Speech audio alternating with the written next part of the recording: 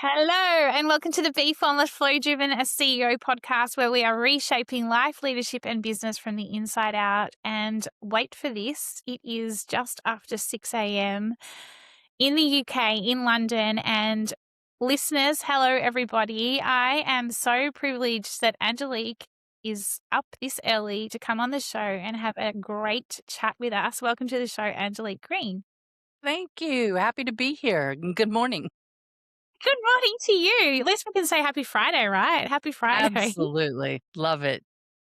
Yeah, I love that everyone loves their routine and you do a lot of sparring and boxing and you even gave up that for me this morning. How kind of you. I know this was a big sacrifice. It really meant that I was feeling the calling to have some be from formless conversation this morning. So I'm following the energy. Are you actually going to do some boxing later today or some sparring later today, or are you I actually will giving yourself not. out? Sadly, no. The day is filled with other things. And I am going to get a workout in tomorrow, but won't be boxing. Everybody's preparing for a big fight next week. So none of the trainers are going to be available and the ring is booked up. Mm. We're going to talk about that later because I put something on Substack about active recovery the other day, and that for me is a form of active recovery, what you do there, and just to get it all out, that whole subtractive psychology. And I'm so excited to talk to you because you have so much. Oh my God, I don't even know how to explain it. Just when we met the other week, we were talking about Greek mythology. We went down all these different paths, and it just feels like I'm going to find out even more about you today, given that, we only spoke for a couple of minutes or 15 minutes or so the other week. So let's get into it. You are the founder of the Mighty Shed, creator of the Pleasure Codes, and you've spent more than three decades exploring a question that sits beneath business branding, innovation, and human behavior. And that is what truly drives desire. I really do love that question. And I think more than ever, it's what is driving our desire right now. You've helped to scale Starbucks across 37 countries to working with global brands, including Coca-Cola and Formula One. And you became fascinated by the gap between what people say they want and what they are actually drawn towards. The exploration eventually became the Pleasure Codes, and it's a lens for understanding the deeper human desires that shape culture, decision-making, innovation, and future demand. And your journey reflects one that I like to see as an intentional shapeshift from observing consumer behavior to decoding the forces that sit beneath it. And what I mean by that, and I know you've recently been writing a few articles around identity, meaning, craving, connection, and the timeless desires that influence how people choose, belong, and engage.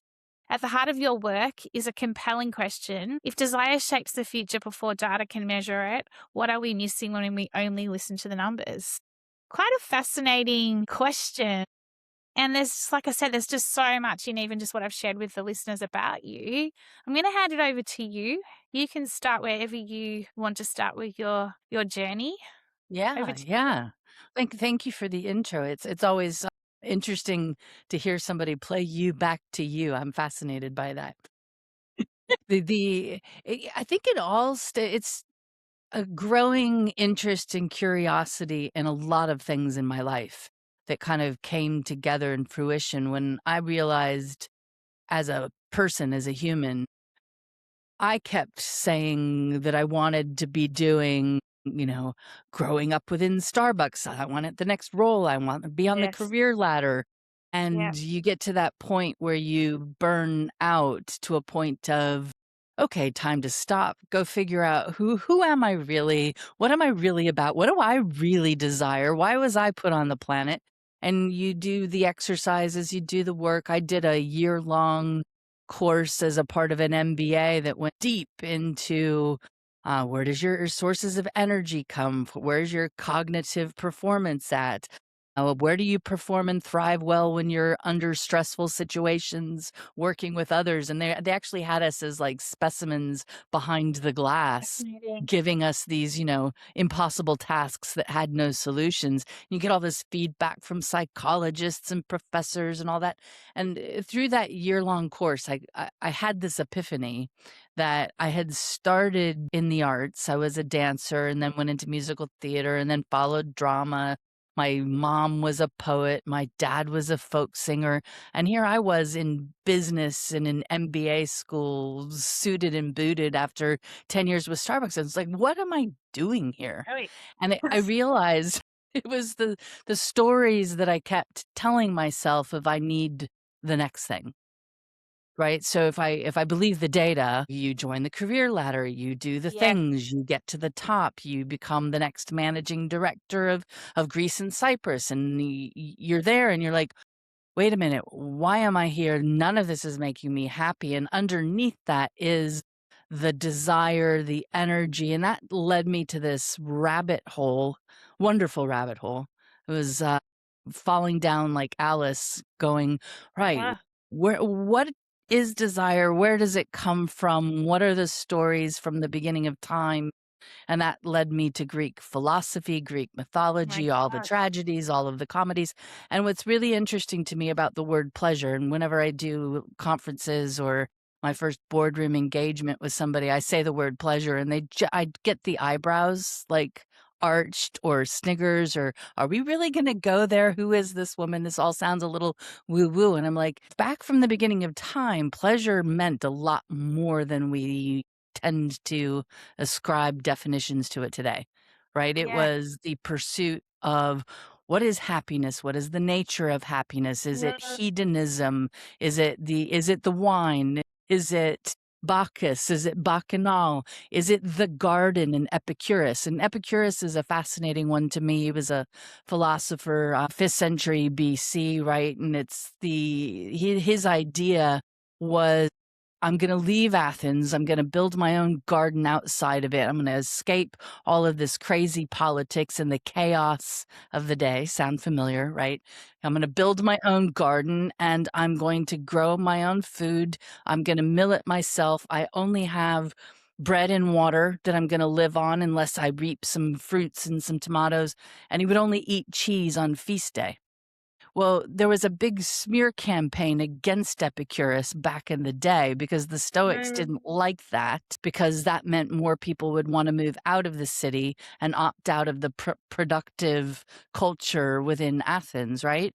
And so the smear campaign turned Epicurus into Epicurean, meaning the indulgent, the luxuriated, wine-soaked dinner host. I mean, that definition of Epicurus is still around today, and it's this uncomfortable relationship that we have when we try and gloss over what is our truest desire and what is real happiness and where am I going to get that from? And so that single question has kept me wildly entertained and helped me add so much richness to consumer brands into my own life and to any coaching I do with people that I come across. Because I think giving ourselves permission, first of all, absolutely. to be a little woo, or to actually go, this is based on the rigors of timeless desire. It's not going anywhere. If we recognize it, does that help us illuminate new possibilities for our own lives? I absolutely love it. Oh my God. My brain is just like spinning because you bring up so much. And yet here we are, all somewhat on the rat race. Like we say we're happy, we say we're joyful. I was actually even contemplating that earlier. And even asking myself, like, what joy and pleasure am I finding in today? And I was really having to sit there and think about it because I could see what I was attached to, and it was ego, and it was like chasing the next best thing. And I'm like, that's not why I'm here. Like, I'm not meant to be doing that. So what is it? What is it? What am I desiring right now? And I think that we don't ever half the time actually take the time to actually think about that. So true. I love what you said there too, because I think a lot of it relates to consumer research, but also relates to the human, which is the stories that we tell ourselves become the things that we play back. So, you can imagine, which toothpastes do you like? Do you like this one? Do you like that one? Well, of course, I like the one that's getting rid of my plaque when secretly inside of somebody's head, they're like, I don't really care about the toothpaste. Yeah. What I really want is to feel confident, to feel fresh, to feel sexy, to feel glamorous, to feel attractive, to feel less insecure about my crooked teeth. I mean, so the toothpaste is somewhat irrelevant at that point. So I think it's that invitation to keep digging deeper underneath the stories that we tend to tell ourselves and Yeah. therefore tell others. And then, but then what, how do you, like, when you're working with your clients, because and you bring up the pleasure and you get this like look of you like, what is she talking about? This is woo woo. It's not woo at all. It's really underneath what is actually ticking, what is actually going on within you. Why are you here? Like, what is it that what is the joy? What is the happiness? What is the pleasure? Like, instead of, it's that whole, for me, inside out versus the outside in. And we're so wedded to external, like ego, like, you talk around climbing the career ladder. I did all that too and got to the top and then just Yeah. went, holy shit, I am so miserable. And I almost had to get slapped in. Oh, I did. I got slapped in the face, like, you burnout, and just was like, that was my way of going, okay, something's got to shift here because enough. Is it getting worse, Angelique, or is it getting better? Like, do you think that, I mean, I read your Substack article and I will attach that to our conversation around identity because you call a spade as well. We've only met now. This is the second time that I get the feeling from what I'm reading, and you call out the bullshit basically, and you take it right back to the core of what what identity or what desire is. Are we getting better or are we getting worse? Like, is like what do you think? I think it's a great question. I think that the social media, the media at large, the accessibility for everybody to report on everything everywhere all at once makes it seem like we're getting worse. But I think that really in the long run, if you think about time over time, it's getting better. Mm. It's because the self-awareness is there, the tools are there, the technology's there to help us, the conversations are there. I think what is the worst part and almost a sickness is the self-reporting on it. I'll give you an example. It would be the realization of maybe I need to spend more time in Epicurus's garden, meaning I'm addicted to my phones, the notifications are there, I'm scrolling, and I now realizing that's not bringing me any joy. So I need to unplug. So I need to book the unplugged cabin in the right forest and lock away my phone so that I'm not tempted to do it. And I'm needed to give some activities to fill my time because I forgot how to fill them otherwise. Or I've got my what is it called now? An analog bag, right? Oh, It's like okay, so we have to name a tote bag that has our knitting needles and our book and all yeah, the little things that we're gonna do instead of pick up our phone. We're gonna be in our unplugged cabin, or we're gonna pick up. It's like, are we?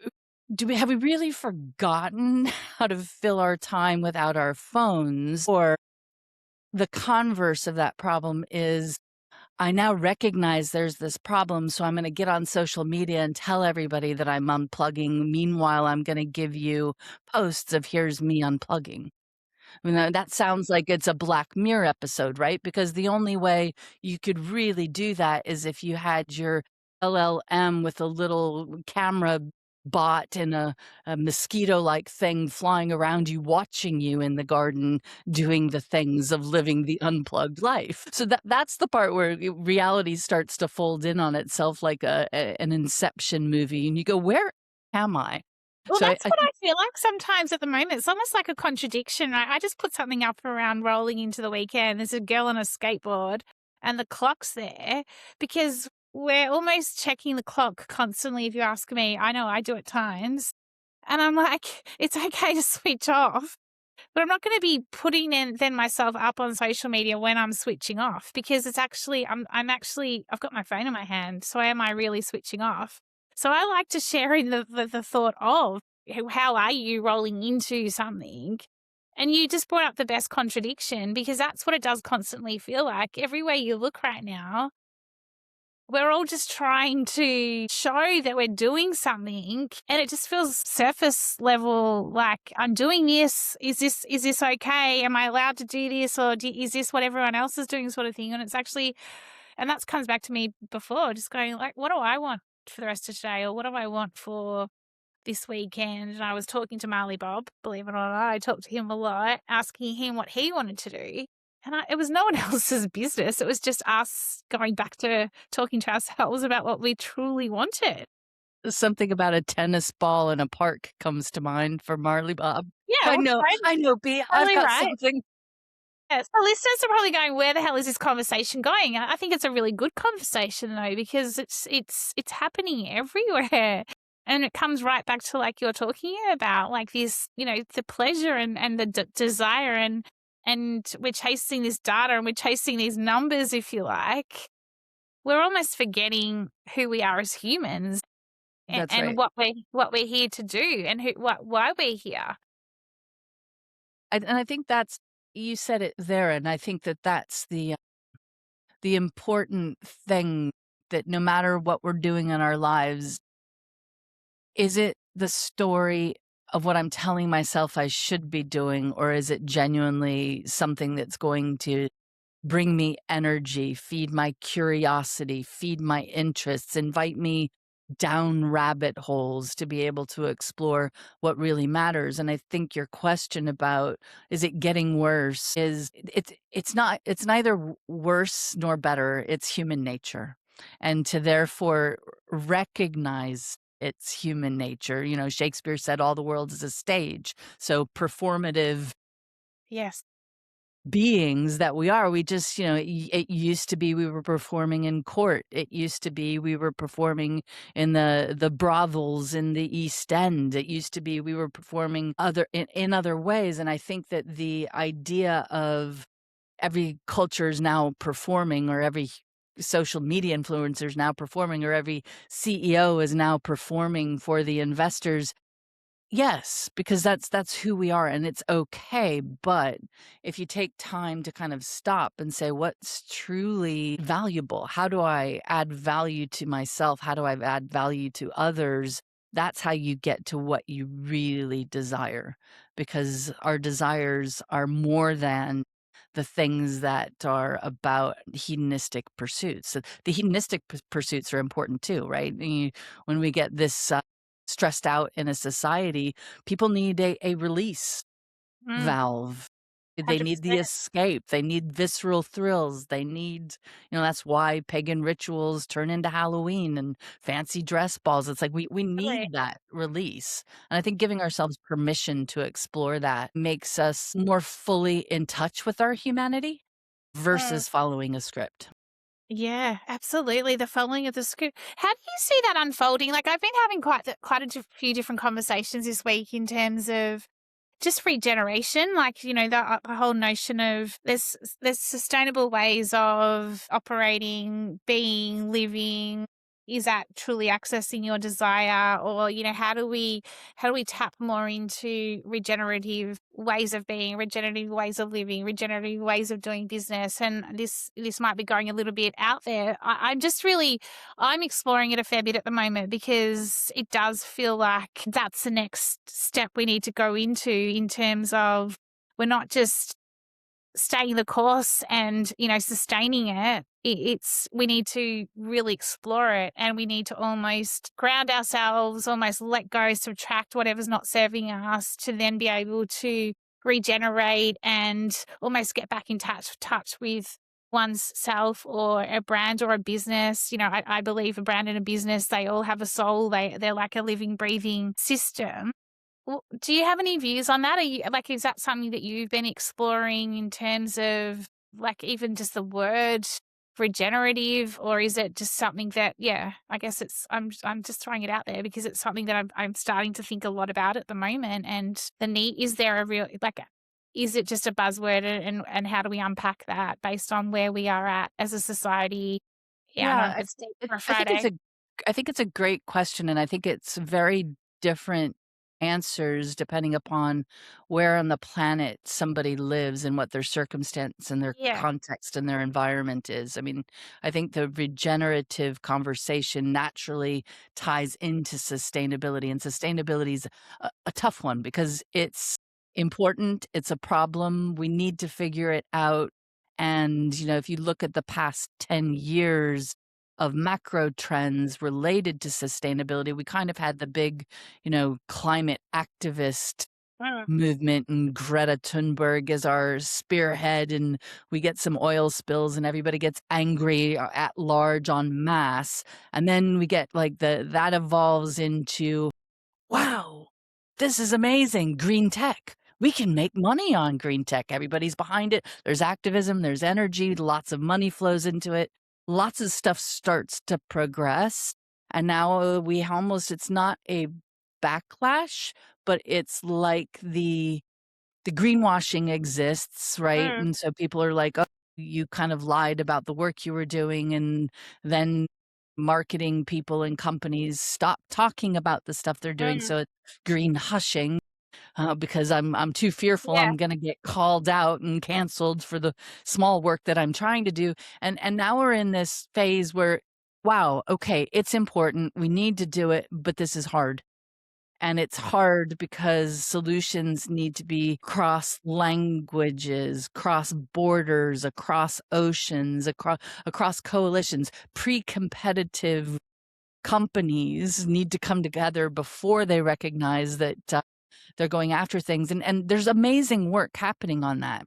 So to tie that back to your question for us as humans in regenerative, I think we're constantly trying to find those things that will give us the re-energizing, the Yes. life-sustaining, but it's also really hard work because we've got all of the temptations and the conveniences of modern life, and sometimes the most sustainable thing, regenerative thing, has nothing to do with the conveniences of modern life, and I get into that. I have a whole body of work on the 7 deadly sins and how they're wonderful for revealing the true core motivators of people, and so if you wanna the thesis goes something like, "You can't make money on virtue." And you can, for example, make money on a sin like sloth, because sloth gives me my food ordered to my couch while I don't have to get up and move while I'm Mm. watching my Netflix binge. And neither of those things are regenerative, right? If you remember the movie Wall-E, where all of the food came to the kids that were in the chairs, and the chairs moved them around so that they didn't need to walk, and they had the little screens right in front of them, and as those kids began to grow, they got so huge they couldn't get out of the chairs and they couldn't remember how to walk. So I think, that's where the wrestling of modern conveniences, this is the way that we live now. We need to question that because regenerative behaviors are in direct contradiction with that. So you have to be willing to sacrifice. Yeah, it's really interesting, isn't it? Like, it's just, there's just so much to unpack. How do you, when you have businesses roll their eyes at you, or CEOs or leaders, when you talk about the pleasure codes or desire or things like that? I mean, sometimes I get people like going, yeah, that's got nothing to do with what we're doing right now. And it has so much to do with what we're doing right now. And, we're in a world that is rapidly changing, everything's evolving. We can't stay the same. How do you unpack all of this? Like, how do you make it like so that people see that there is substance to what you're talking about here? Yeah, so the primary way in which I do it is within a company context, is tracking what they've done over their period of their life cycle as a company or their categories, and to give that historical context and the examples of what drivers are driving the engagement with your brand or your product category. Track those with data, but tell the stories and then bring in the consumer lens behind it to say, but this is what people are really saying. And there's research techniques for unpacking that. A little, cultural anthropology, something I use called hidden needs research.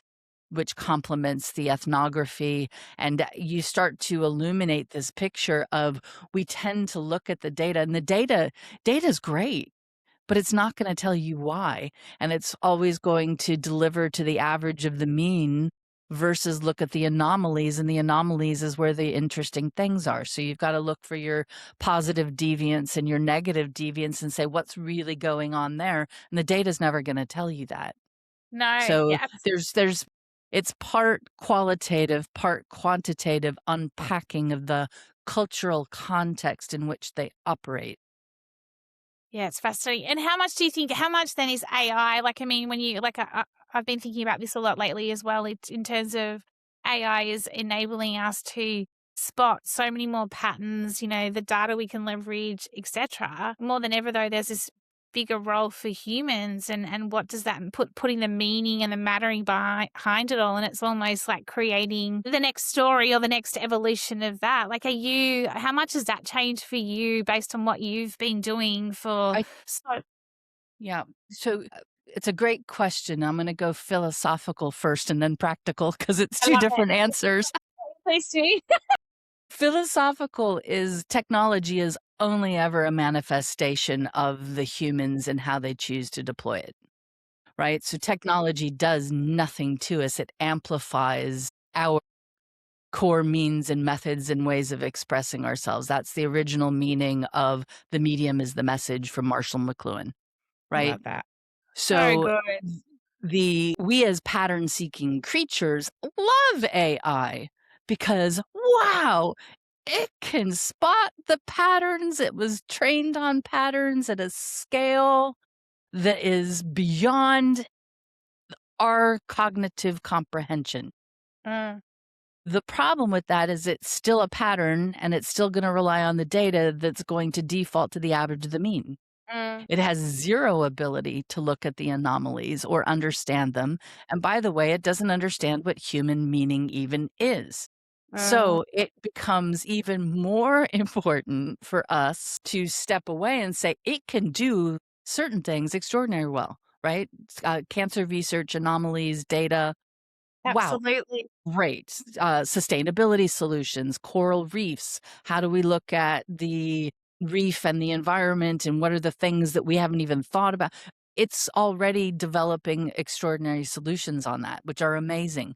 And in terms of helping us understand how are we going to create and reimagine a society based on universal income when we can't even get governments to decide how to regulate AI and what our educational systems are and what would the I mean, it has the ability, it has the promise of amazing things and has the peril of amazing things, right? We need to live with the wonder and the worry at the same time. So I encourage everybody to approach the wonder with absolute experimentation, exploration, see what it can do for your business, for productivity. But on the other side, don't fall in love with it too much because we're also seeing people delegating their brains and starting to atrophy and cognitive decline just even on early studies Yeah, of people working with it for a month. it's Now, scary. Yeah, the cognitive offloading, I'm just like, it is scary. it's really scary and this is where I'm going to, that was the philosophical side on the personal side. I love experimenting with AI. And I've got tons of experiments happening with it. We're working on databases for understanding the 50 seasons of Survivor and everything you can learn about contestants in the world's longest running social experiment on politics and social There's behavior. something So in that though. so fun, so fun. But it can't do anything other than the things I ask it to do. And I still have to watch all of the episodes, which I love because that's my active recovery.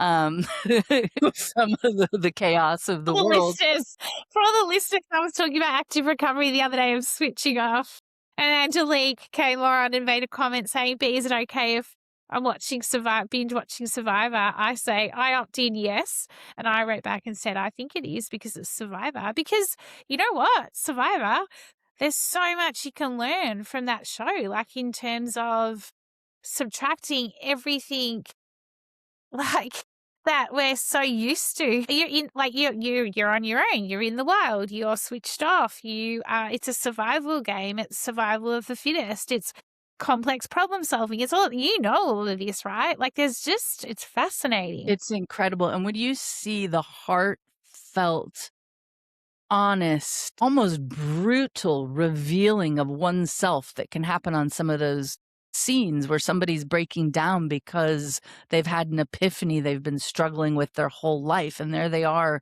in an island around a campfire, and it's like, that is the core of who you are. You have just learned it, you have discovered it. What a gift, and that's what people who have been on the show talk about, the gift that it is that has given them. It's not about winning the prize, it's about the experience of discovering who you really are when you're out there with nothing. Mm, So it's sorry. very, very powerful. Yeah. The, Yes. There you go. sorry, Sorry. go ahead. No. You go. You were saying something then. I was just gonna say the experiments with all of that Yes. on I love it because I'm creative and I love seeing what it can do. I also recognize in my own work that there's some things that it is really terrible at doing. And it's like, wow, I have to now remember and kind of go back of, okay, back to basics, walk away from the AI, don't turn it open until this phase, kind of thinking about the workflow and the work sequence of when and where to deploy it. And I've found that there can be work that I've done with it, and I don't remember what we did on it 2 days ago because it hasn't gone through my brain. So I'm, like, forgetting that that work even exists. So you'll find this very funny because this is such a contradiction. Yesterday, my Amazon order came and it's, I got 500 black 3 by 5 index cards with a set of silver and gold and pink and blue and green neon gel pens so that the important things I can start keeping track of again on my 3 by 5 card, and I got a little, like, library door and was like, "I need some tactility Yeah, here it's of the true though. things Like that yeah, I don't wanna lose 100%. track I of." mean, like, look at me. I've still got a notebook book next to me, and I take it to meetings, and I take it to various and I'm sure people look at me going, "Why has she still got a notepad?" But it's a great way just, again, like, to write stuff down as I'm always talking to my guests on the show, and it takes me to, this I guess for me, de decoding the forces that sit beneath, identity, meaning, and craving, and this connection piece. Because if we think about the world we're in right now and everything we've been talking about, there's this whole loneliness epidemic as well. And it's like, how do we get back to really truly connecting with oneself as well as a collective? And I was listening to a podcast myself the other day. I don't know if you've listened to this one. It was with the two like the founders of Anthropic, and they were talking about social media, and they were talking about the difference between social media and AI. And I'd be intrigued to get your thoughts on this. And they were saying that social media is so bad because it's causing us to be completely isolated. We're just like you will go for a walk or you do whatever, and everyone's just bumping into each other with their phones like that. It's kind of really noticeable. And so then they're saying with the likes of AI, you're collaborating and you're connecting more. I still, though, wonder, to your point around, sometimes I'm having conversations with it and I'm like, that's not connecting the dots together for me. It's actually confusing it even more so. And then you come away even more confused. So there's kind of this like big groundswell, if you like. There's loneliness, there's connection, there's disconnection. Like, do you know where I'm going? Like, I just think there's some really interesting observations right now. And it's like, Yeah. where's it all going to land? Where's it all going to fall? Like, we can't, yeah, I don't know. I'm asking some pretty deep questions, I guess, myself right It's now. it's it's the biggest irony of our time, right? Is that we've never been more connected, and yet we've never been more Just, alone.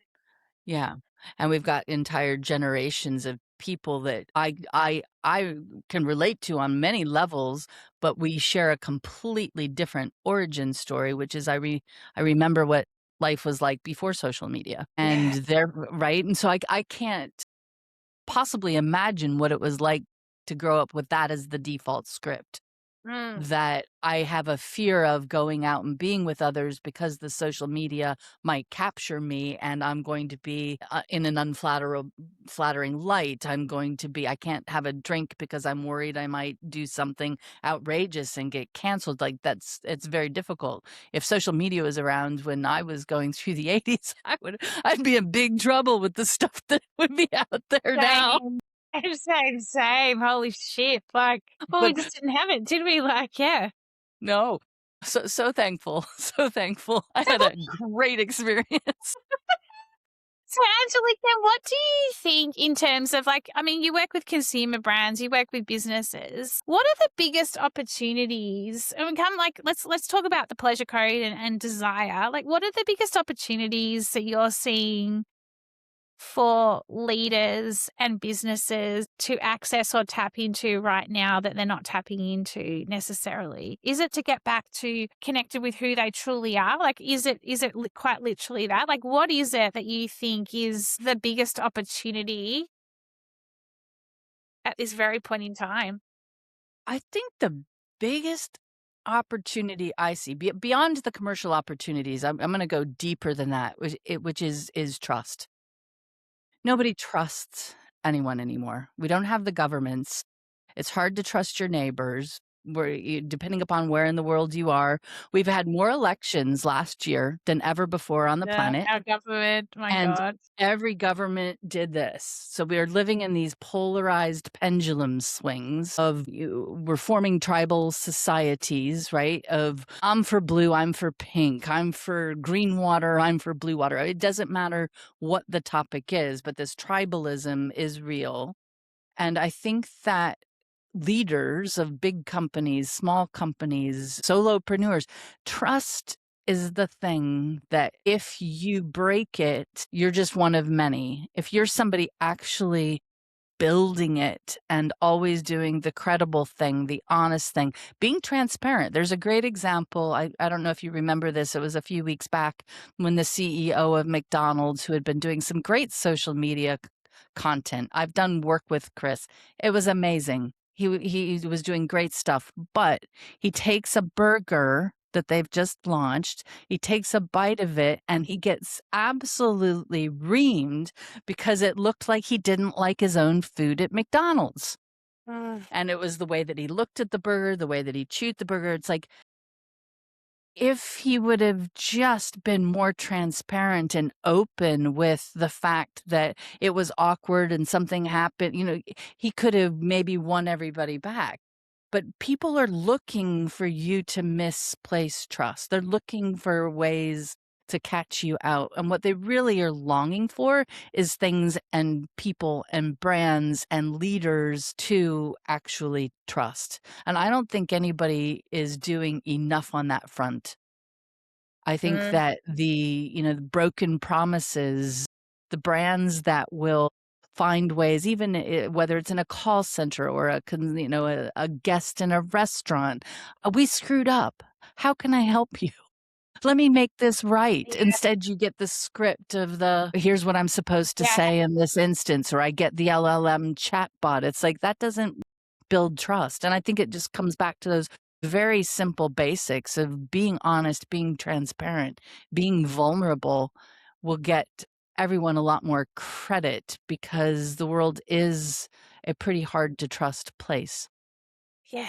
Oh my gosh, that is so on point. Because I even think about it myself as a solopreneur, building my own business, even this podcast and even getting out all the episodes. You talked earlier around the research and the experiments that you're doing and that, the role that AI plays versus what the human role plays. And it can't do everything. And so like there's a craft and there's an art to what we're producing. And I know that that's something that you absolutely buy into. And then there's this other part where people want things so like this. And so then there's the trust piece. And so then the minute you don't deliver something on time or like when you said you would, you lose their trust. And I think that's a tricky situation to be in too, because sometimes you're just trying to keep up with your own self and you as a leader or as a business owner or as anybody who is just getting through the days as well and working out who the hell they are. And I grapple with that a little bit myself sometimes because I'm Mhm. thinking, oh, I'm letting people down. So then you go Yeah, down that rabbit hole of I'm letting people down. I haven't delivered what I was said I would. Don't get me wrong, I always hit a deadline. Like, it's yeah, it's not yeah. about No, that. I get And I it. think it's a really tricky. It's sad that we're in this really just like lack of trust world, and yet if we could just be more vulnerable, more authentic, more ourselves, and just go, I am who I am, we probably wouldn't Yes, even have a problem. And instead, yes, we're trying to keep that performative, like you say, the mask, be on stage. We're trying to keep up. Certain people yeah. tell you, give you the whole little, like, it's like when someone says, oh, it talks about burnout and they don't even have never ever had burnout before. It's like when someone says, talks about an identity crisis, they never ever had one themselves before. You can just see straight through it. I can see straight through it. I no doubt you can as well. And so it's a tricky time, isn't it? It It's really is. really Like, tricky time. I think you're spot on. I mean, if you think about the number of people just on LinkedIn writing posts about things by the aided with AI, where it always says, and I quietly rediscovered myself, not as a such and such, but as a such and such. And you're like, bullshit, you did not. You did not. And it is easy for humans. Look at we're all now AI spotters, right? Oh, that was written by AI. It's like, okay. Well, we do you know know what people everyone are is? smarter than you think.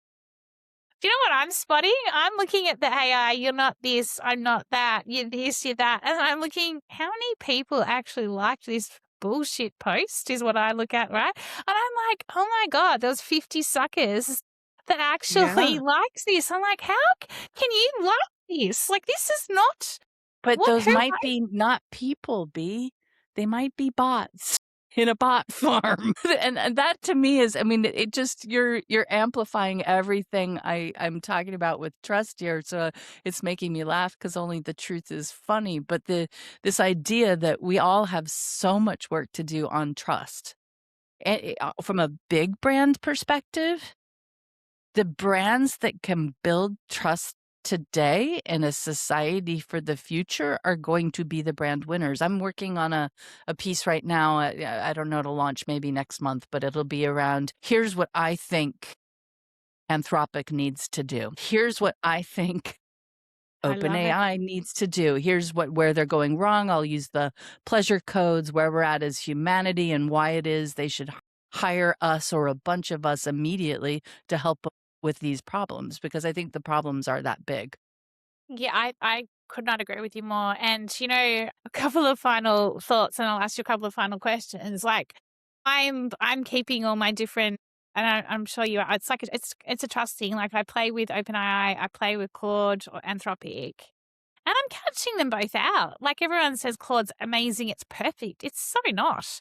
Like some days I'm like, hang on a second, like what are you talking about? And so it's almost like you're watching a competition unfold between the two, and it's a one up. Sure, Claude might be more ethical at this point in time, and I think that's where it's very interesting and it's a really interesting time. So when it comes to trust, what is one thing that we could all be doing better right now to build trust without giving us like the Yeah. bullshit spiel or the AI spiel that is like, do this and do that. Yeah. I honestly think it comes down to vulnerability of don't make promises you can't keep, but tell people why. And when you don't keep that promise, you tell people why. I think it's a lot about open, honest, transparent communication. Yes. So good. It's so true, isn't it? And stop trying to keep up with what you're trying to keep up with, because what are you trying to keep up with? Like that's it. That what are we trying to keep up with really right now? Who are we trying to keep up with? Are we trying to keep up with speed? Like, is that what we're trying to keep up with? Yeah. AI war is all about speed because it's around who gets to generative models first, right? And then if you look at CEOs communicating to their investors, it's about all the good news. Well, there's bad news happening every day. So if you Mm, don't start baking in your bad news and figuring out how are you the CEO that is transparently saying this is where things are and this is where the headwinds may be, and I know that that's going to have a stock mm. market impact, but you're going to have it at some point. So do you Yeah, I take them agree. on that journey? I mean, there was a great example at Starbucks where we wound up in really big trouble because it was always good news and it was always comp year-on-year store count. So, 12,000 stores to 42,000 stores, that kind of a message, right? Well, why is more stores a sign of financial success for Starbucks when maybe 25% of your portfolio in the US and a famous downturn were actually not making you any money? That's not Yeah, the right metric, but that was the good news metric of the day. And I think there's just a lot of lessons in stories like that where agree. you don't make promises you can't keep. And Yeah. right now, AI is making a lot of promises to a lot of investors they can't keep. So true. Yeah, it's I'm with you. Like, just be real. I used to always have that conversation in my previous career, and around like back to the company that was had acquired us, and we were our earnout, and it was always like this is the reality, not like why do we keep putting all these targets up here when they're not achievable? We're never going to hit them. Do you know what I mean? Or if yeah, it's I And then think you if get well, it's good to have ambition. I agree with you, but don't call it a target. Our ambition is to be X. The target we can achieve this year based on mm, ABC is mm. Y. There's a Yeah, gap between those things, but we're going to keep going for the ambition. yeah, so true. Second last question for you, just on business. It's a really interesting time economically. A lot of businesses are struggling. There's a lot of, yeah, I guess, a lot of roles being eradicated, like new roles evolving. I don't think it's all doom and gloom. If you ask me, I think there's a lot of opportunity out there. I spoke to someone the other day, and I was talking to them. I'm like, "Do you think it's going to get worse before it gets better?" I was just asking the question, and they're like, "Yeah, it feels like I'm hearing it's going to be 2030 before it gets better." And I'm like, I don't know. Like, there's definitely headwinds. I think there's also the possibilities, and I think that's where people like myself, pushing and asking the right questions and probing and challenging the status quo.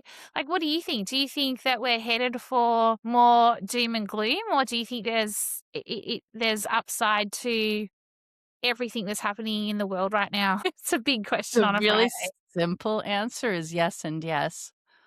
Both of those things will happen at the same time, and it'll feel like chaos. And I think that the advice that I have for myself, if it's of use or value to anyone else, is I look back through history and it's the people that know how to learn and the people that are curious and continue to experiment that will find their way through the chaos.